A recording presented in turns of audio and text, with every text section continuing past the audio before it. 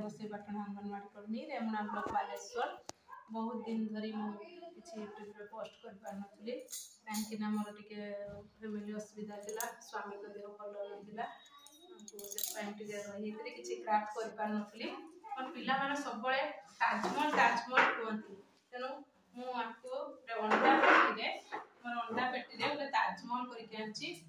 पिला माने एते खुशी देखि के आपको दीदी ताजमहल केठी अछि ताको पचाली दिल्ली आग्रा रे अछि। पिला माने जानुचंती आ ताजमहल टी कागज रे एटा अंडा पेटी रे हम पाखर तो सब बळे अंडा पेटी अवेलेबल, से अंडा पेटी रे माकू प्राय मते 10-12 दिन लागि जाई छी करिया पाई ना ड्यूटी सारी पुनी संध्या बळे खाता काम सारी मारको 10टा बळे करे टिके करी के आज कलर देई ताको फेंसिंग करी के आनी छी। देखंतु मोर ताजमहल टी केमति का है छी भलो लागबे जदी समस्त प्लीज लाइक कर देबे, आहुरी मते उत्साहित करबे। मोंती का कार्डबोर्ड रे अंडा पेटी रे विभिन्न प्रकार सब क्राफ्ट आइटम करी मो सेंटर टी को सजे करबे।